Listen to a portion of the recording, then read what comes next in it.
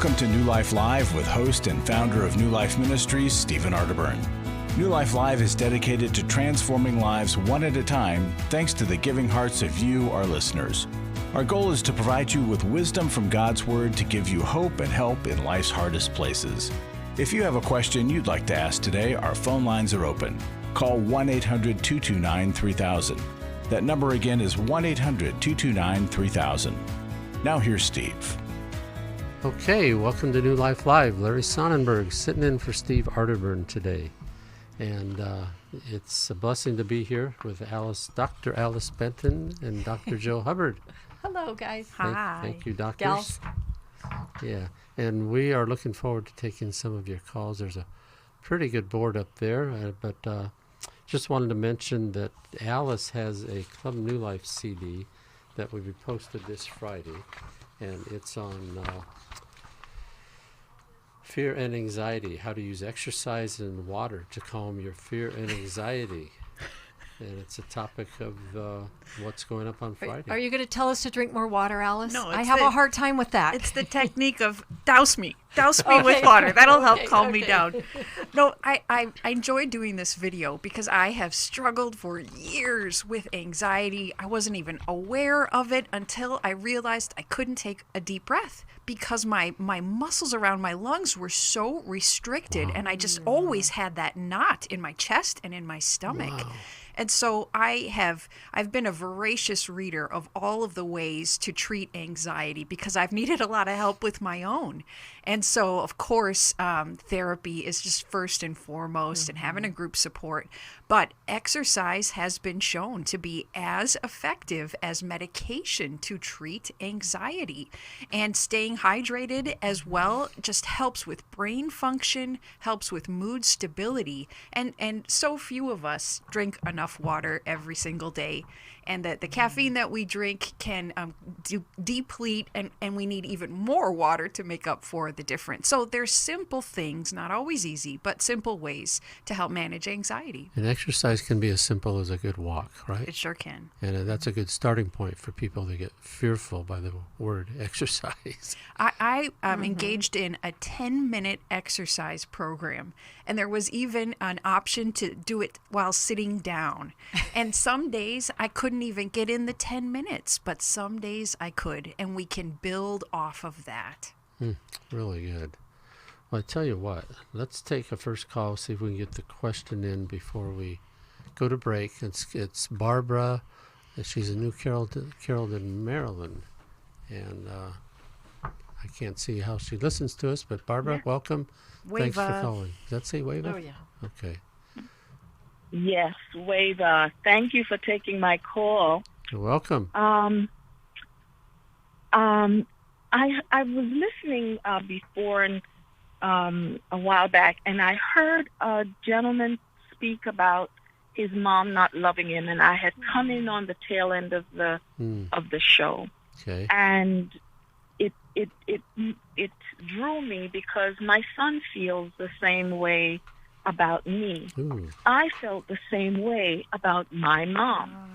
And this has got to stop because I don't want it, going on with my grandchildren and our family. My son feels that way, and it took me a while to get out of my own painful feelings and dealing with my own stuff from the past. So I'm realizing I'm hearing him differently, and I'm realizing the pain that I have caused him. I realize my critical spirit has been very critical. I tend to be an introvert, so I tend to be in on myself. But my son lives in my home, and he's in his 40s. And when he speaks to me, he is so angry. But instead of hearing a grown man's anger, I hear a little boy's heart hurting. That's a really good start, Barbara. Go ahead. Quickly. How do I help him? Okay. That's my question. Okay, we'll take you up on that right after the break. Hi, this is Steve Arterburn from New Life Live. Chris Williams and I are doing the Emotional Freedom Workshop A lot of people are you could literally say, in bondage from past trauma that has created an emotional web that they don't understand, and it prevents them from being free. A person that loses their temper regularly is not emotionally free. Someone who has anxiety just to get in the car and leave the house is not emotionally free. And walking around with the shame from a childhood or even a bad relationship as an adult, that is not emotional freedom, and we can help you get there. The New Life Emotional Freedom online workshop is Saturday, August 14th. Steve Arterburn and Chris Williams will present information on the power of our emotions, procrastination, guilt and shame, and more. And small group leaders will help you process the information you learn. Call 1-800-NEW-LIFE or register online at newlife.com.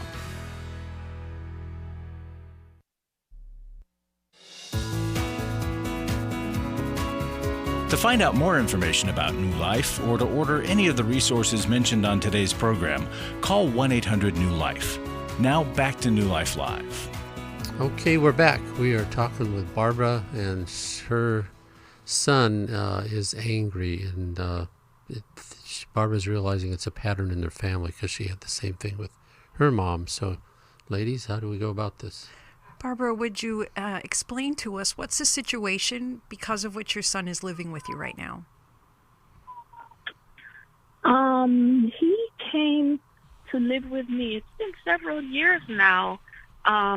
He was in New York.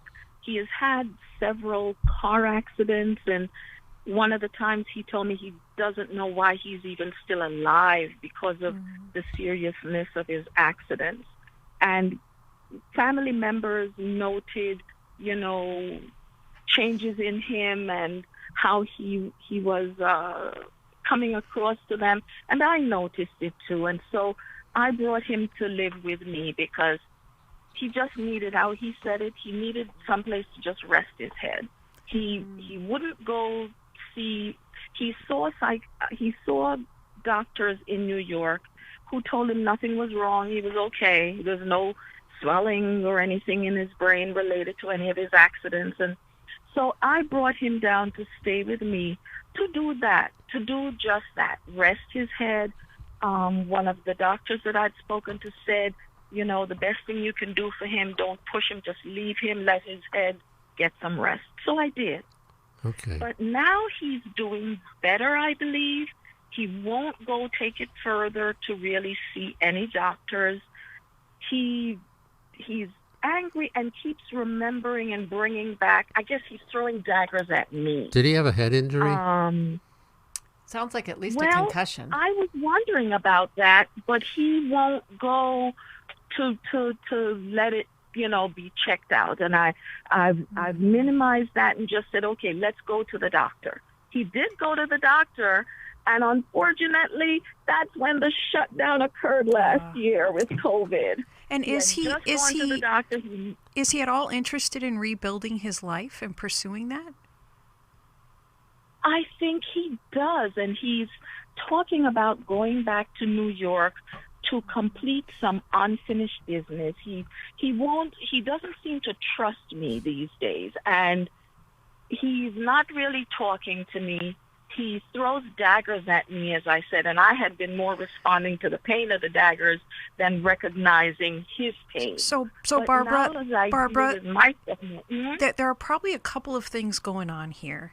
You were likely unavailable to him as a mom because of your own pain and your own childhood trauma. Yeah. And you didn't come to some of these realizations until a little bit later in life. But now you're doing more work. Much later. Yeah. Mm-hmm. And now you're doing some of the repair work to make up for the losses he experienced as a kid. But in your compassion for him, you probably are also enabling some things, enabling him to stay stuck and not seek the additional help that he needs. And it's all in your attempt to love him well and make up for what you've done to him. But you two are both getting stuck at this point. And so you need to continue to acknowledge to him that you have hurt him, and you probably need a strategist, professional help to help you figure out how to best and most effectively do that. But you also need the boundaries work to be able to comfort him and push him. Yeah, how do I do that? That's a lot, isn't it? I know. Well, and I wonder, too, if there have been personality changes since the accident. So I like, Alice, what you are prescribing here. It's kind of twofold. One is on the emotional level and then on the physical level, right? Like I would love to see him get a brain scan at the Amen Clinic, something like that. I think could be really useful for him. I thought about that too. Yes. Yes, I thought right, about but that. I think because he was a football player. Oh yes, it would be so good. On to him, but he's not. He's not. Okay, so Barbara, first, before he might be willing to do that, I think first, in his anger, when you see that little boy, I think maybe you need some times of saying, I just want to hear all the hurt, because obviously living back at home with you, it's stirring it all up again.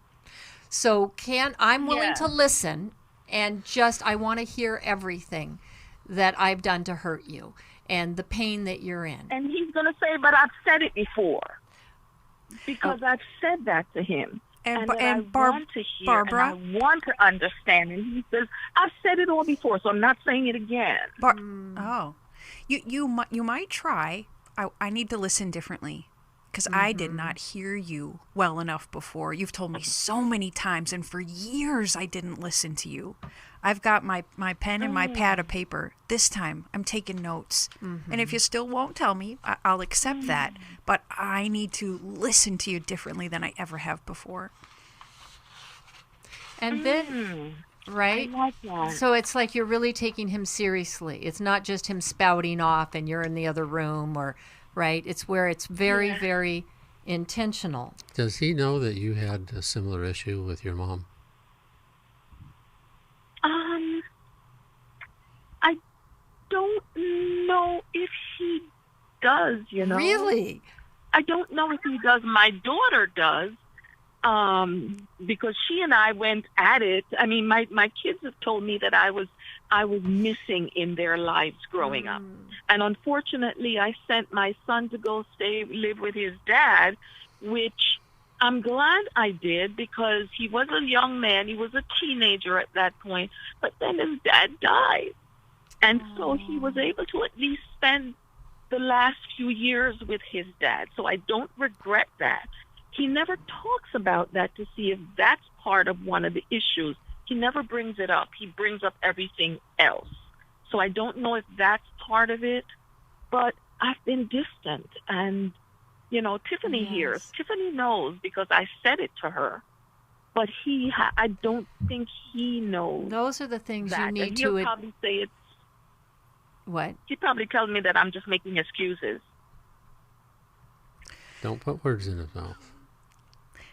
So I want you to take what he has said before and what he very well may say again and bring it to him first in a moment when he's not angry with you. And you might say, you have tried to tell me about your pain so many times. I never listened well enough. I wonder if you'd give me another chance.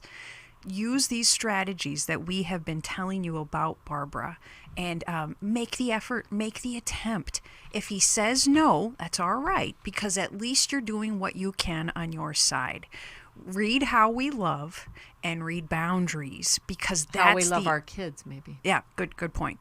That's the information that you are missing. It's the tools I'm sure your parents didn't give to you. They couldn't do this for you. But now you're ready and willing to learn how to be a healthier mom. Well, and I would take a moment ahead of time, actually, and write down everything you can remember about what he has said to you.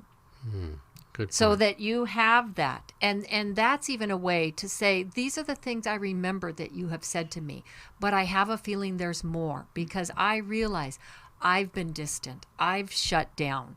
I didn't always listen well, like Alice was saying. And admit those things. Those aren't excuses. And you can even say, I'm not making excuses. I want you to know that I see where I've let you down. Barbara, we're going to send How We Love Your Kids to you, and I hope that will help, and I hope you got something that you can implement right away with him and improve your relationship. We'll look forward to hearing back on that. When you make a gift this month, understanding and loving your child with ADHD is our gift to you. There's some really good stuff in here, and I was looking through it this morning, and I think I better read this. Not for my child, for me. Rhonda was saying, Chris was talking yesterday about... Rhonda was asking us. He was saying all the symptoms. Larry's got ADHD? And she was saying, well, that's Larry. Well, that's Larry. Well, that's Larry. So I'm going to have to look at that. Yes. Let's talk to David. David is in Willows, if I saw that correctly. Listens on Sirius XM, Willows, California. David, talk to us. How you doing? Good, thank you. Can you hear me? Yes, sir. Okay. My question is about waiting on the Lord. And, I'm going to go through a divorce. I'm having some problems with my wife, whom I love a lot still. I'm the one that's initiating the divorce. She had a son from a previous marriage and fighting over him. So my question is waiting on the Lord, and this waiting on the Lord for restoration or for a new spouse. So let's say I'm completely divorced. If I'm looking for a new spouse, let's say, am I putting myself out there? And or am I just waiting for somebody to fall into my lap? Or am I waiting for restoration in my marriage after we're divorced? I don't know. David, would you explain more why you're divorcing your wife? Well, she was married before, and she has been one when things go bad, she just runs away, and that's what happened with us fighting over her son. I think about her as an enabler, and her son is just getting big as can be. And I was raised. I was always active as a kid, and I couldn't stand the laziness. And I said, "Come out here and do something," And she stuck up for him, and he called me out of my name, and now that she left me over this, and I filed for divorce because it's like I don't know what to do. I'm not going to be stuck in limbo for the rest of my life. So after I did that, she has reached back out to me, and yet I don't think it's right that her son was able to call me out of my name, and she says it was What does that mean? So, what does that mean, called you out of your name? That's just another way of saying cussed at you, called you by another cuss name. Okay. And David, you have no children of your own. This is your first marriage. I do. I have Okay. No, this is my second marriage. I have a grown daughter, and we have a daughter together. Oh. And you know what? It's really a bad situation, and she sided with him right away. And now she is pining for me, and now that we're separated, and so waiting on the Lord is the question, whether okay, but David, I'm a restoration or I don't think you're done here. Yeah. I don't think the question is about a new spouse, because you're just looking to kind of replace, and I think there's a lot of work that needs to be done, especially if this is a second marriage for you. Because it's not about just finding the right person. It's about being the right person and working out the issues so that you don't repeat them. And coming in as a stepfather is a very tricky role. The son was there first. And so, of course, there's going to be things you don't like, but you never want to get in a power struggle over a mother's child. You don't want that son to be between you.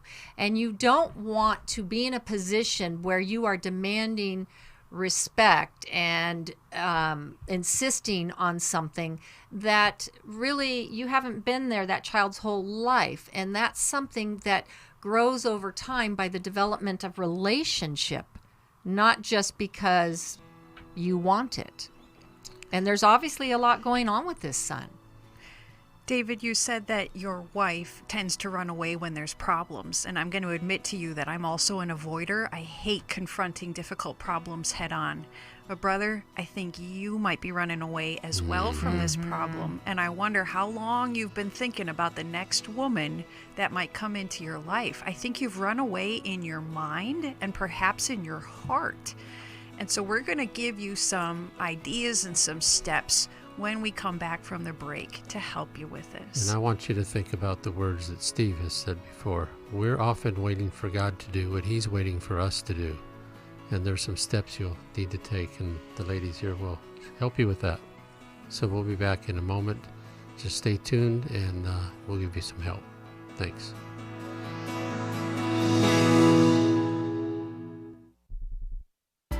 It had become very apparent that some of the things I was involved with were taking over my life. In today's world, men are barraged with inappropriate content and images all day, every day. Some say that certain behaviors are just no big deal. It's just part of being a guy. But it's simply not true. It's a battleground for every man, and the opportunities to fail are everywhere. The New Life Every Man's Battle online workshop can help.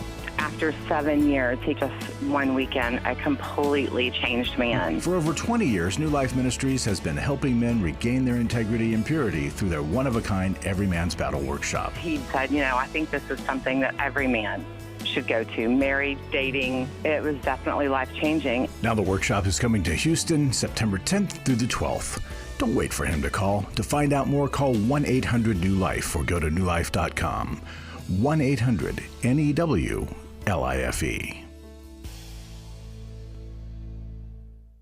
Hi, this is Steve Arterburn, and for 30 years, New Life has been the most trusted name in Christian counseling. Your ministry has saved my life. If you struggle with emotional hurt, family or marriage problems, the pit of depression, or the pain of addictions, we can help. I'm down 100 pounds now from what I was. You guys are awesome. You're a blessing to America. Our treatment programs provide clinically appropriate solutions from licensed professionals, all in the biblical framework. I have had problems with alcohol. I think God has ordained this place to be His. You don't have to be a prisoner of your pain. Help is available at 1-800-NEW-LIFE. She tells me that I'm a new man, and I feel like a new man. It worked for me, and it can work for them too. This time it is different. If you're ready to take the first step toward genuine spiritual and emotional healing, please call us today at 1-800-NEW-LIFE. God can open the door to a better tomorrow right now. Call 1-800-NEW-LIFE. That's 1-800-639-5433. We'd love to hear from you. If you have a question or a comment, call toll-free 1-800-229-3000. Now back to New Life Live. Okay, we're back. We're talking to David. David is struggling. He's had an issue in his marriage, wondering if he should move on or try to restore it. And we've got some ideas for you, David. It would help if we knew your kids' ages. How young is the daughter you share with your wife? She's barely one. Oh, 1 year old? How long have you guys been married, David? Yeah. We have been married for about almost 2 years, but oh my gosh, almost David! Separated for almost a year. We've been separated. Oh, David, and the fact that your wife is reaching back out, there's a lot more work that needs to be done. There's some hope here. The deal breaker is that she enabled her son to disrespect me, and to me, that's a deal breaker. No, it's not. David, no. It's not God's deal breaker. God's deal breaker is adultery.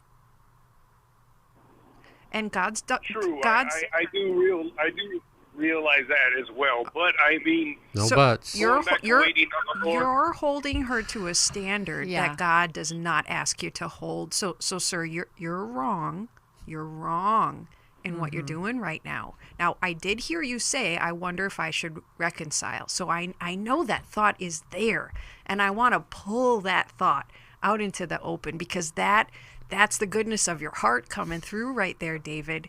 You've got some work to do on humbling down, looking at your anger, because I imagine you might get strongly angry sometimes, and you have some reason for it, but you might go over the top sometimes in your anger, and you might make some big rash decisions when you get really mad. And your 1-year-old, she needs you. The kids, all 3 kids in this situation, they need you to come back and do work on it.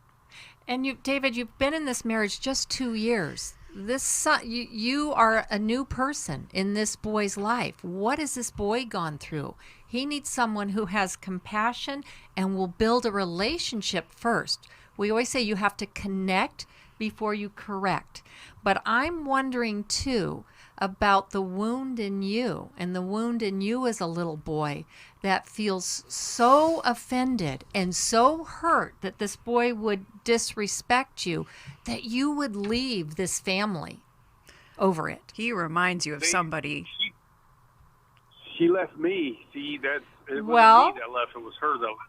Oh, okay. She left to create some space, it sounds like, because it sounds like things were out of control. Yeah. She probably felt like she needed to protect herself and her son. How old's the son? Yeah, how old's the son?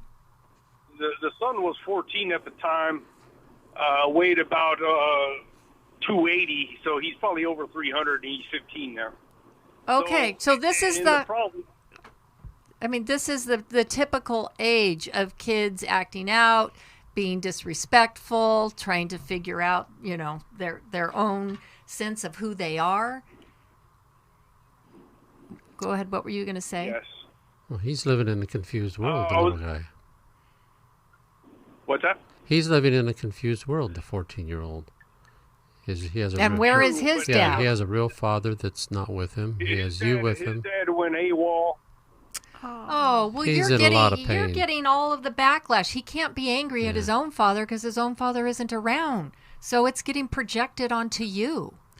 David, how do you feel when I tell you your family needs you, and there's a push and pull? Sometimes they reject your help, but they need you. How do you feel when I say that? I'm going to go off topic, but then I'm going to go back on to topic, okay? I think this experience is to grow me up. I'm like in a wilderness experience, kind of like Moses when he was in the wilderness. Yeah. And I think she is as well. Right. So this is a growing time for me. I believe that my daughter really does need me, but I feel that he's in the way. That's the problem. Don't let him get in the way. I believe he's in the way. But if you divorce her, David, if you divorce her, your daughter will lose so much access to you. Mm-hmm. And your stepson will be even more in the way because you won't be under the same roof with your daughter. So I want to go back to that emotional heart word. How did you feel when I said your family needs you, and even your stepson needs you? I feel what? I feel angry. I feel hurt because I felt disrespected and unloved. That my wife, I was last place. Not, a marriage is supposed to be the husband or the wife is supposed to be held highly, and I was not. I was in the back seat. That's how I felt about that marriage. And that felt intolerable. But he didn't answer your question. No, he did. He did. But and I'm going to point something out, David. You started with anger, and then you said hurt. Yeah. Now I think you lead with your anger, and you don't reveal your hurt. And your wife needs to hear your hurt, and even your stepson needs to hear your hurt. And when we're willing to get vulnerable like that, it can make a world of difference in relationship. They still need you. Don't leave yet. Well, thank you guys. I appreciate your insight.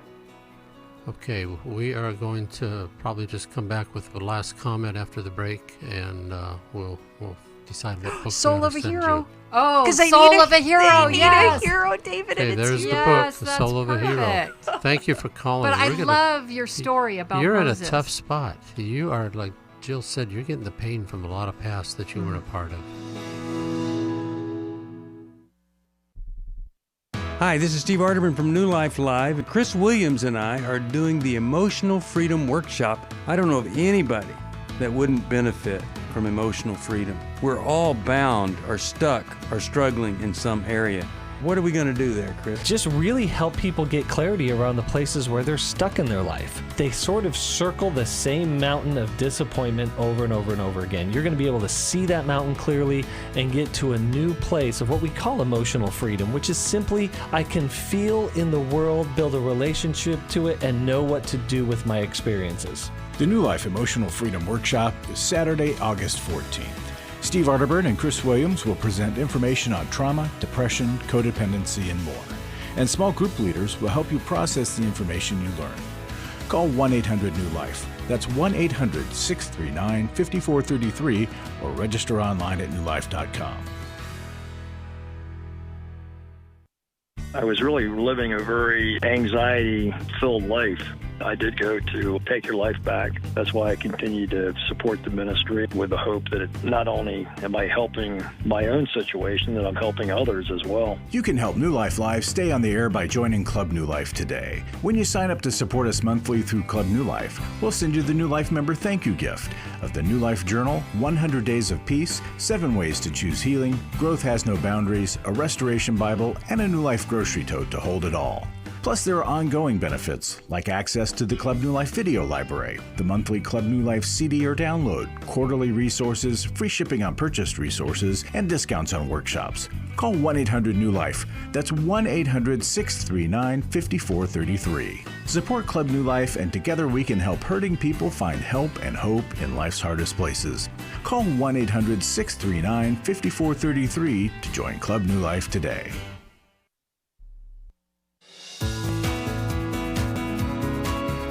We're glad you joined us for New Life Live. To be a part of the program, call 1-800-229-3000. Now back to New Life Live. Okay, we're back. And just a final word I think Jill has for David. A couple of thoughts that we had at the break. One of the things is whenever you find yourself in a position to demand respect, something's wrong. Sometimes we can be wounded and we are expecting others to do something for us that we actually need to give ourselves. And so when we're demanding respect, I just want men out there and people to hear that that's a red flag. What is it that you're demanding others to somehow almost revere you, right? It's that bolstering up that people need.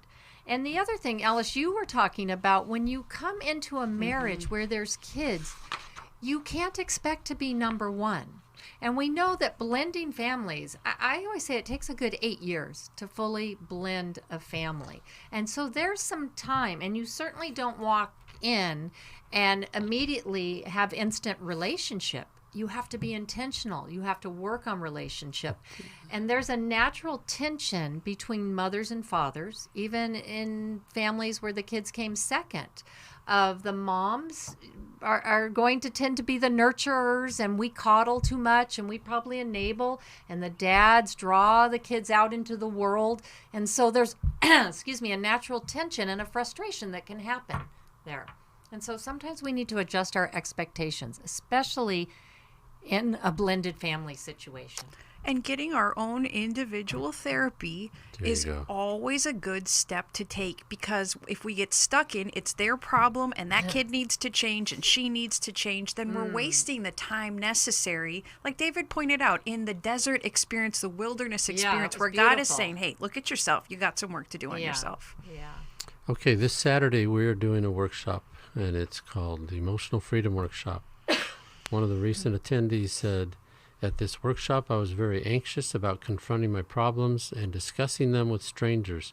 But right from the start, our group leader helped me feel accepted and loved. I soon realized that I was not alone, that I had brothers in this battle to help me. The workshop has exceeded any expectations and has transformed me to my core. I feel truly blessed to have attended this workshop. God showed up in a powerful way. I'll never be the same. While this is just the start of the journey to reconciliation, I'm reading in Every Man's Battle testimony that I thought I was reading the other. I think you read that one the other I day, did. but I it's think a good this sounds one. really familiar. It does sound familiar, but it's a good one. And actually, the same Same thing we get is the same true. responses from our other weekend. Right, the group right. But is this the thing. transformed him at his core, which is what we highlighted Yes. before. That's really So key. think about the Emotional Freedom Workshop. It's one day. Whatever you're struggling with, could be fear, anxiety. Like our next caller we're going to go talk to about that. Let's just go to her and talk to her. Let's talk to Joy, Omaha, Nebraska. Joy, she listens on KJLT. How can we help you, Joy? Hi there, can you hear me? Yes. Okay, wonderful. Well, first I want to say I'm just touched by everybody's stories today. But a little bit of background. I'm about 30 years old. I've been dealing with anxiety in my body for about 10 years, and it looks different now that I'm a little more mature. I've been growing my relationship to Jesus and God. I feel more purposeful. So it's not the anxiety of so much feeling lost in life, but I just feel so sad and stuck in my chest a lot of the time, and I feel like I can't do what I need to do when I physically feel like that. And y'all, I'm gonna cry. Two things I'm dealing with in this time are, just yesterday, my mom and my family have moved across the ocean, and I didn't know until yesterday that they never plan on living here again. Oh. And so I feel real sad. I know I'll see my mom and my dad again, but it's not what I expected. And I'm just struggling in my life to let people be themselves, but it just really sucks when what you dearly desire in your life seems like it's not happening. And also probably about a week ago, my best friend expressed some suicidal thoughts in a rageful experience, and she's a really good woman and very smart and a great connection with God and a very loving mom, but she's a deeply sad woman because she never had her dad. And I want to support her. She's a stay-at-home mom. She homeschools, and I have the opportunity to support her in being a good caregiver to her kids to take stress off her. But I just feel nervous about being able to do that. And especially like if I'm dealing with these feelings of anxiety in my body, it's hard to fully show up for my life and for the people I love. So Joy, you're going through a whole lot, girl. What is your question for us so we can help you with this? I guess my question are, what are some strategies? I know that you guys have been talking about therapy, and, I see it as an excuse, but I've tried therapy before, and I didn't feel like the person fully accepted me and gave me the strategies I really needed. So I feel a little discouraged by therapy. How long did you stay with that therapist? Probably about 2 months. And did you ever try with anybody else? No, I didn't. And Joy, were you able to voice what you wanted in the work together? What you were looking for? No, it was more so me just crying a lot. I just didn't feel like I was getting anywhere.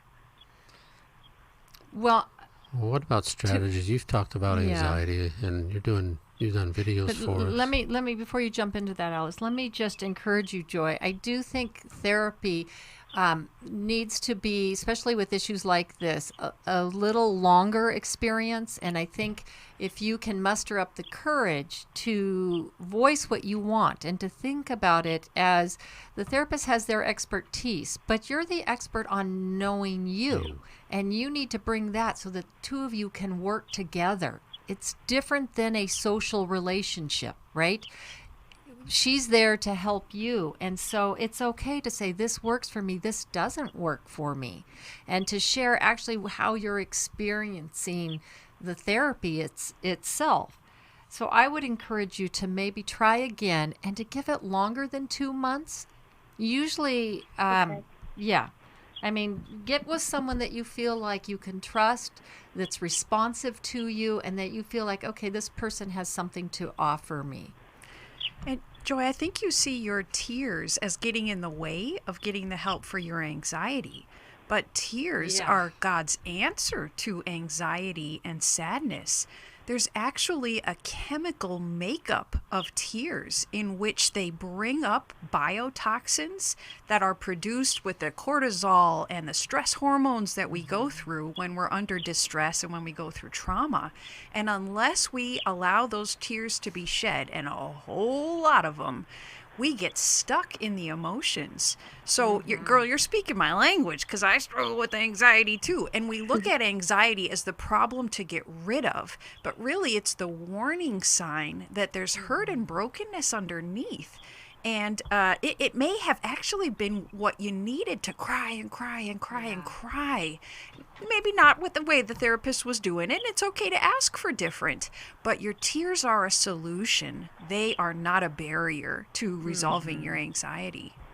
Well, just what you've shared with us, there's a lot of grief here. And you're saying that life at 30 isn't what you thought it would be. And there's a lot of people leaving. Your parents left.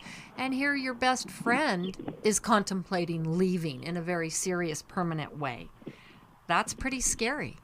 So I'd have you prayerfully start up a list of all the sad things that have happened to you in your life, because I think there's a whole lot more with your parents. And as you allow yourself to see, gosh, I've been through a whole lot, I want you to give yourself permission to grieve about it, knowing now the grief is going to help me. I won't get stuck in a flood of tears. The tears will help wash away the anxiety. But we do generally need to do it in the presence of a loving, supportive, caring person. That can be a therapist, or it can be an emotionally available friend. And that will then help you to be a support to your friend and to be able to manage the loss of your parents. We have a devotional we could send you, 100 Days of Freedom from Fear and Anxiety. Yeah, it's a terrific help. That would help. really be helpful to you. And our Emotional Freedom Workshop might be Oh boy, that would be good. It's this Saturday. For Joy. So please don't miss that. Call 800 New Life and they'll tell you all about it and they can get you signed up. Thank you for your call. We'll be back right after this for our final call. For most of my life, I've been dealing with an opiate addiction. Why is opioid addiction quickly becoming one of our nation's biggest killers? Maybe it's because it isn't only those who are addicted who are in denial. We did what I see so many parents do, is it can't be an addiction.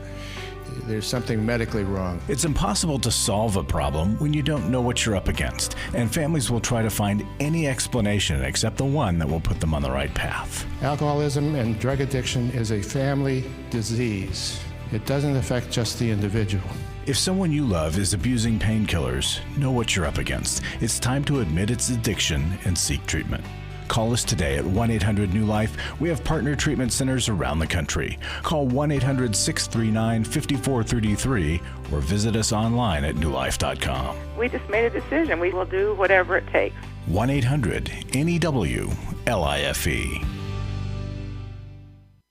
Hi, this is Steve Arterburn, and for 30 years, New Life has been the most trusted name in Christian counseling. I'm an addict, and I'm trying to get God in my life again. You seem to be able to get to the crux of a problem quickly. Our Christ-centered treatment programs can help you break free to embrace all that God has for you and your family. I just want to thank you guys for bringing me to a relationship with Jesus. There really is help for marital problems, depression, addictions, panic attacks, and feelings of hopelessness. I came back with so many tools to help me prepare myself to fight this struggle and this battle that I have every day. You can start living again today, living the life God intended for you. Help is available at 1-800-NEW-LIFE. They did care, and they did follow up very lovingly, and it made all the difference in my life. Call us at 1-800-NEW-LIFE. Someone who cares is waiting at the other end of the phone. God can open the door to a better tomorrow right now. Just call us at 1-800-NEW-LIFE. 1-800-639-5433.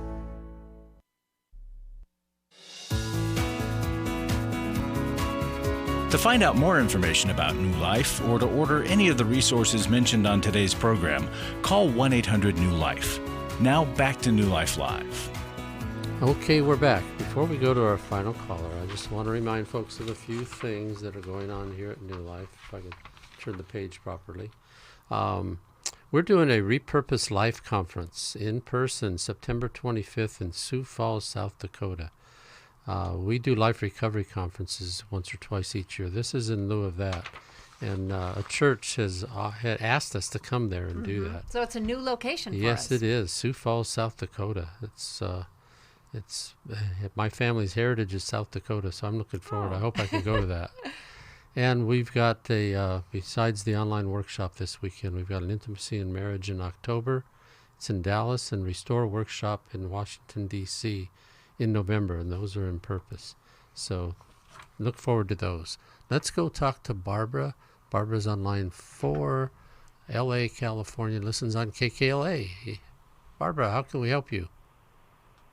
Hi, thank you so much for taking the call. Sure. I wanted to ask your take on a situation that happened with a friend and then a family member that seemed to me like really painful betrayal.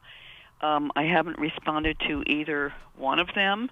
The family member sort of piggybacked on what the betrayal of the friend, the comments of the friend. This is all over the phone. So anyway, that's what I wanted to ask you about, betrayal and emotional blackmail. I'm trying to identify the behavior and figure out what to do. How do I proceed? What happened? Okay, what happened? Well, had to do a couple of months ago, I was talking to a friend about going to a group reunion at the end of the summer, and everybody was talking about their medical conditions. And so I told her mine, and we were talking about some other friends and family members. And this woman, who was a friend for about 50 years, she went from 0 to 10, went completely ballistic, criticizing and condemning. She didn't really criticize and condemn me directly, but when I told her that other members of my family were also dealing with this medical issue and hadn't quite made up their mind yet, she just went completely ballistic, criticizing me kind of subtly, and members of my family, and how irresponsible and all these horrible things. And so Can you tell us what the medical issue is? It was whether or not to take the vaccine or not take the vaccine. Yeah, which doesn't matter. I mean, it could be anything. Okay, it could be anything. Right, but we do know that this is a hot topic that a lot of people are having really strong reactions to, and a lot of overreactions, and leading to polarization. Yeah. So, thank you for that. That's helpful to add that. Yes. So after the criticism, what took place?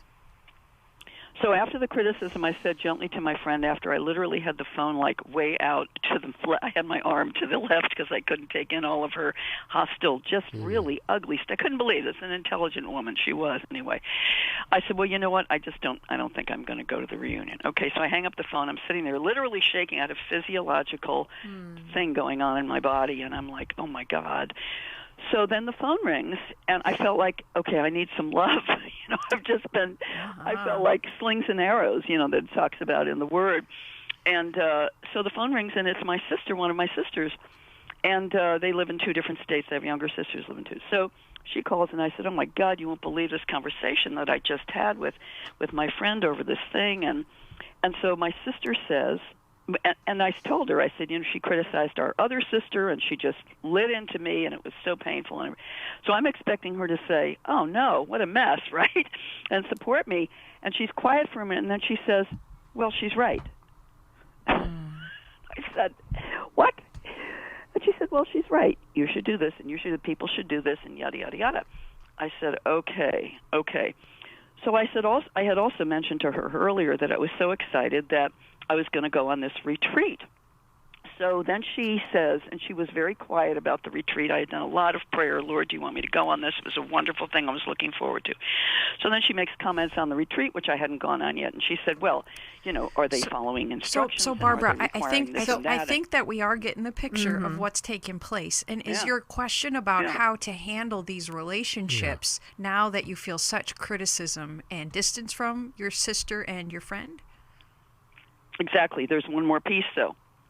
So give it to us real briefly. Yeah, we're running out of time. Yes, very brief. Okay, so my sister, I put her on a timeout. Okay, put the friend on a really long timeout because I haven't talked to her again. Put my sister on a timeout, and then when I came back about last couple of weeks, I reconnected with her. And I left her a message. I said, "This is really hurtful. Blah blah blah blah. Let's talk about it." And she has totally shut me out. So there's like 2 pieces. First, she didn't back me up in the betrayal, and now she's doing emotional blackmail with me. I'm calling her by saying, let's not let this be a block in our relationship. So there's so much stuff going on. Barbara, you have a lot of legitimate reason for the hurt that you feel, and I'm glad you led with that in your message to your friend. Now, here are God's prescriptions to feeling this hurt and not being allowed to even reconnect as you attempted to do. God tells us to grieve. I hear both the anger in your voice and I hear the hurt. And you probably need to let yourself be very sad about this, that these 2 people fell so far short in what you needed from them at the time. Now, I also want you to consider the fear that they're probably experiencing, perhaps for their own health and maybe for yours as well. It may be coming out of fear that they mistreated you. That doesn't justify it, but it helps to understand. Then God tells us to allow Him to help us move towards forgiveness. And part of the path to do that is beginning to pray blessings over the people that have hurt us, because we can't control their actions. All we control is what we do about the hurt that they have caused us. Well, and sometimes we learn that people we thought we could be completely transparent with, we really can't, that they aren't safe, and that for whatever reason, this is really stirred up in them. I think we can thank people for their concern. And I think we can, instead of being controversial, I think we can let them know that we'll take it under consideration.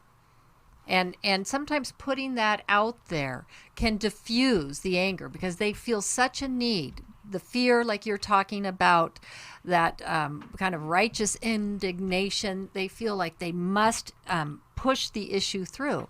And so I think you can graciously step back and realize, okay, this is too heated and it's not going to go anywhere. So I'm just going to thank them for their concern, let them know that I will consider it, I'll be praying about it, and then move on from that and realize, okay, this isn't a safe place to maybe process that issue. It helps if we can validate that they have reasons for their stance and their perspective, and it probably comes from a good place if they're decent people. And so we may need to agree to disagree and no longer discuss or debate it. I've had 2 friends just today text me because they learned that I'm not doing the vaccination. And one's a medical doctor, and he said, you really got to do this. The other one is an author whose name you would know, who just said, boy, even after the vaccination, I had it, and I was glad I had it. And you got to do this. And so my thought is, there's not an argument. People, you have to be free to let people make their own decisions. And if their decision disagrees with yours, don't engage and try to argue. you're better to walk away and shake the dust off your feet and Well, move we on. all have to ask ourselves, why is this so emotionally laden? It's What fear. it's fear, right? Fear and anxiety. Why is it running so deep and stirring so much up, And right? so- that it's ruining relationships. So, folks, thank you for listening to New Life. We don't want you to live in fear or anxiety, and we love what we do here, and we hope that you'll live in a sense of freedom from that fear and anxiety with us. So we'll see you next time. Thanks for listening. We hope this program has helped you by giving you insights for handling the challenges you face in your life. We want you to know that we're here for you, but you also need to know that New Life Live is a listener-supported ministry. To make your donation or to get any of the resources mentioned on today's program, call 1-800-NEW-LIFE. That's 1-800-639-5433, or write to us at New Life Ministries, P.O. Box 1029, Lake Forest, California, 92609. Please join us again tomorrow for New Life Live.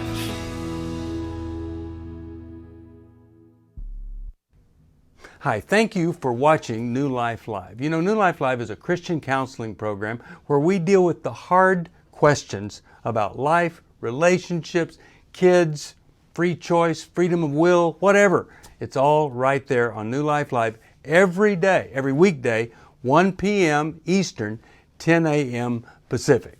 If you want to call into the live broadcast, you can find the schedule on newlife.com or click the social media link right below. You can see every episode of New Life Live on the New Life YouTube channel. Watch it with a friend, watch it later.